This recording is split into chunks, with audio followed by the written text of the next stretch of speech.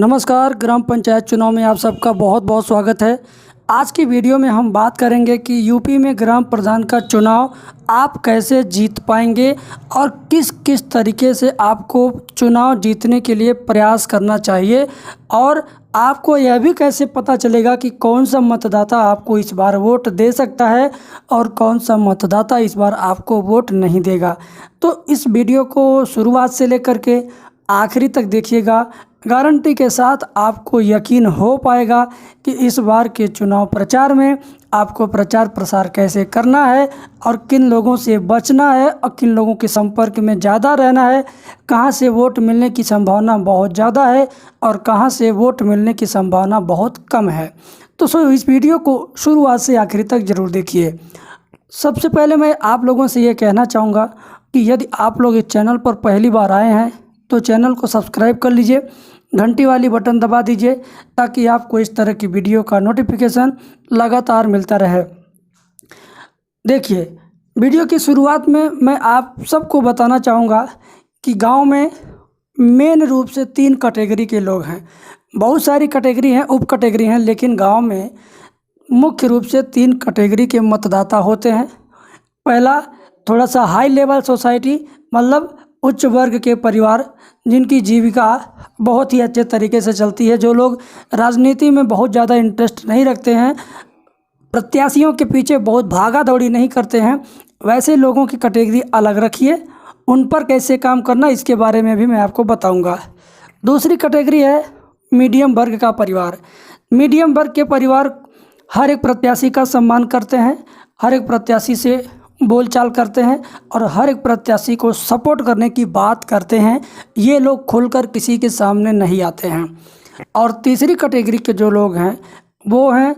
सबसे गरीब, सबसे निचले तबके के लोग, जो लोग खुलकर किसी के साथ रहते हैं और खुलकर किसी को वोट देते हैं और खुलकर किसी को धोखा भी दे देते हैं।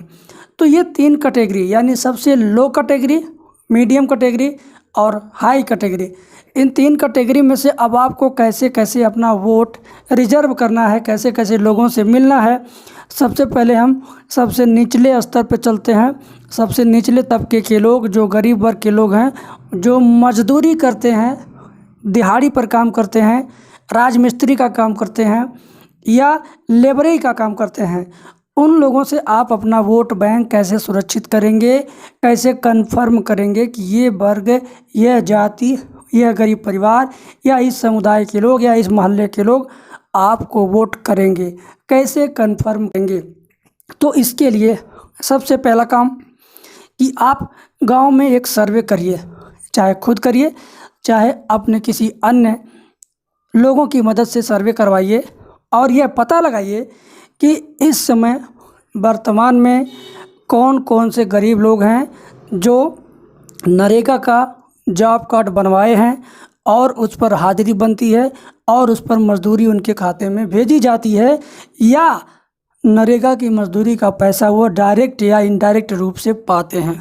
तो ऐसे लोगों की लिस्ट बना लीजिए पहले आप। उसके बाद दूसरी चीज़ कि आप यह देखिए कि प्रधानमंत्री आवास किन किन गरीबों को दिलवाया गया है,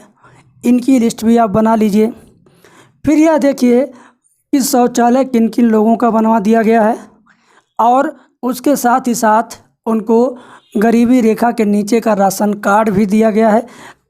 इतनी सारी लिस्टिंग जब आप कर लेंगे तब आप एक दिन बैठ करके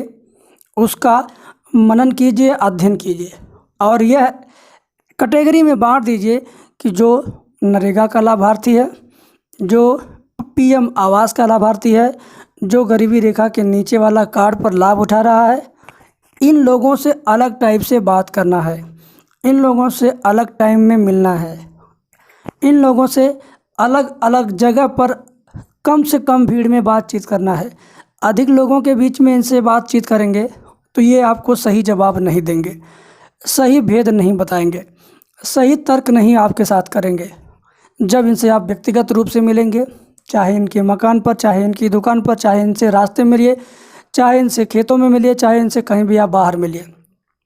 व्यक्तिगत रूप से मिलिए, बातचीत कीजिए, अपनी बात कीजिए, वर्तमान प्रधान की बात कीजिए, भूतपूर्व प्रधान की बात कीजिए, अपने समक्ष जो आपका विरोधी अन्य कोई प्रत्याशी हो, सारे लोगों की बात उनसे कीजिए। जब आप सारे लोगों की बात उस व्यक्ति से करेंगे,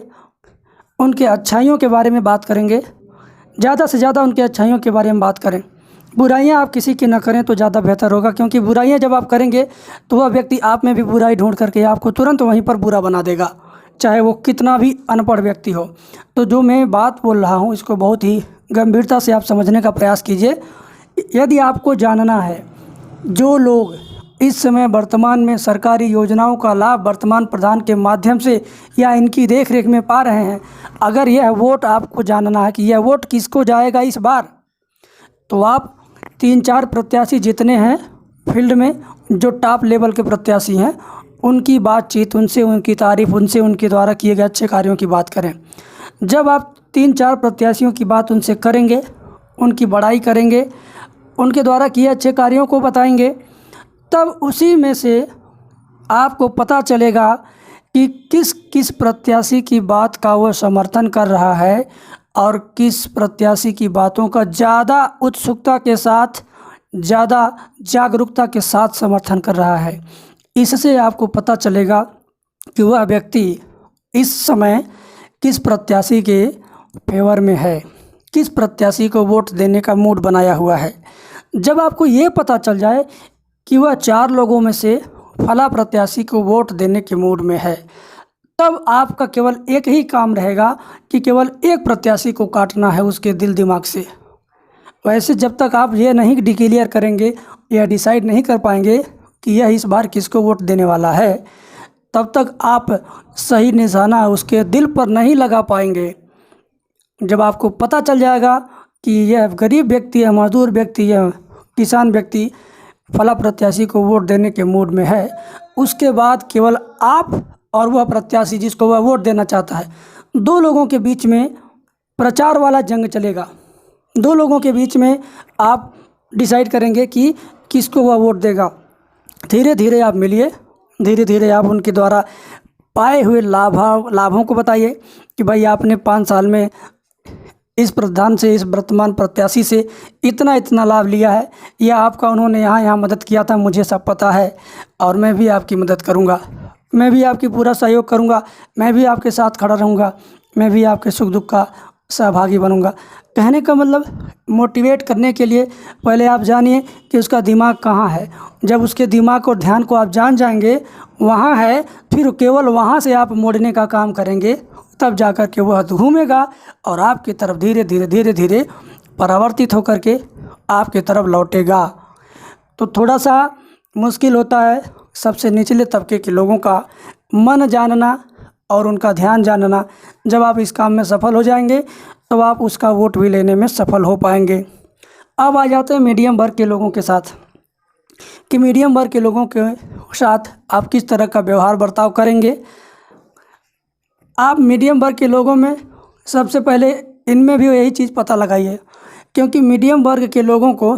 थोड़ा सा भी लाभ अगर किसी प्रत्याशी ने दिया, या किसी वर्तमान प्रधान ने दिया, या किसी भूतपूर्व प्रधान ने दिया, थोड़ा सा भी लाभ अगर किसी व्यक्ति या किसी कैंडिडेट ने इनको दिया है, तो यह उसी के दीवाने हो जाते हैं। क्योंकि यह ज़्यादा मांस मछली, दारू, पैसा, साड़ी, कपड़ा, कंबल लेने वाले लोग नहीं होते हैं जो मीडियम वर्ग के वोटर हैं।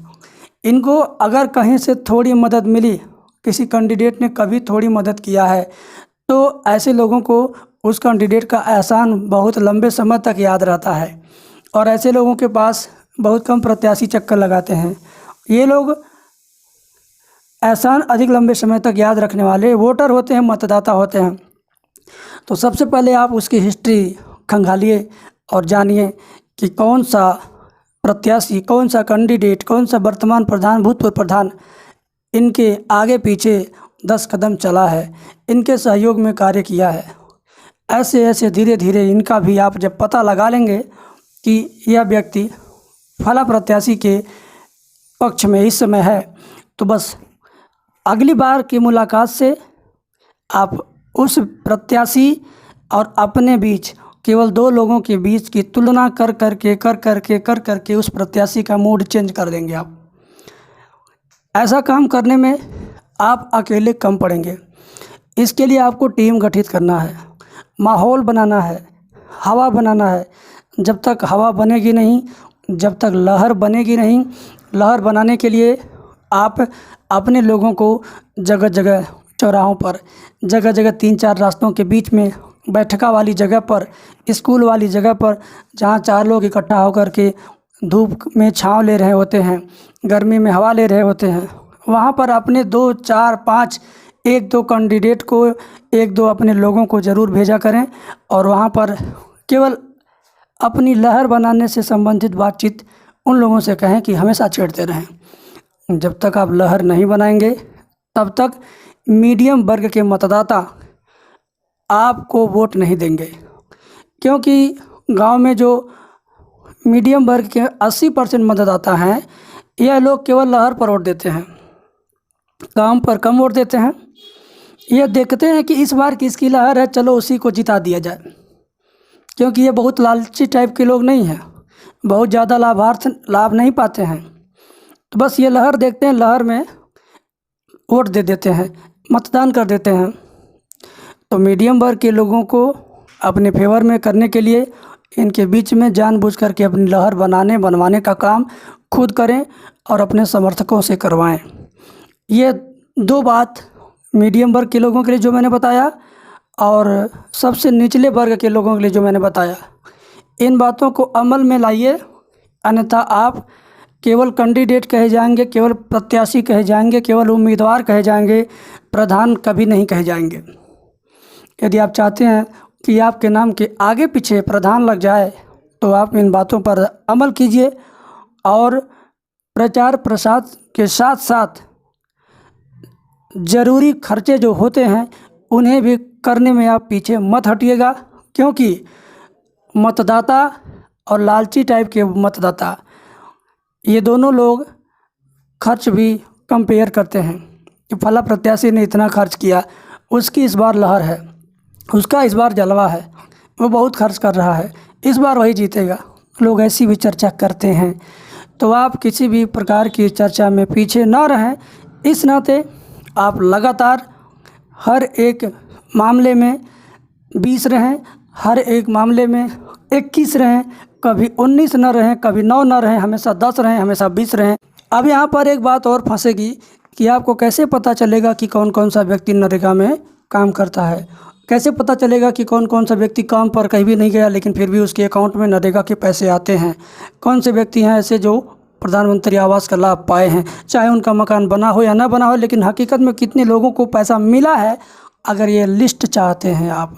नरेगा के सभी जॉब कार्ड की लिस्ट चाहते हैं, नरेगा में कितने लोग काम करते हैं, एक एक मजदूर अब तक 5 साल में नरेगा से कितने हज़ार रुपए कमा चुका है, अगर इसकी लिस्ट आपको नहीं मिल रही है कहीं पर, तो आप हमारे नंबर पर, जो स्क्रीन पर नंबर दिखाई दे रहा है, इस नंबर पर सुबह 10 बजे से लेकर के शाम को 6 बजे के बीच कॉल करके नरेगा की पूरी लिस्ट, पीएम आवास की पूरी लिस्ट, शौचालय की पूरी लिस्ट,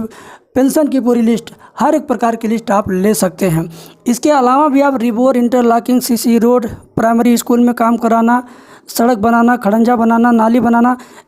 इतना कार्य आपके गांव में कहाँ कहाँ किसके किसके दरवाजे पर हुआ है।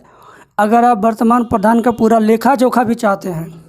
तो सब कुछ आपको मिल सकता है। बस इसके लिए स्क्रीन पर जो नंबर दिया जा रहा है, इस नंबर पर सुबह 10 बजे से लेके शाम को 6 बजे के बीच में आप संपर्क कीजिए, आपका काम हो जाएगा और आप अपने चुनावी जंग में जीत हासिल कर पाएंगे। बहुत बहुत शुक्रिया।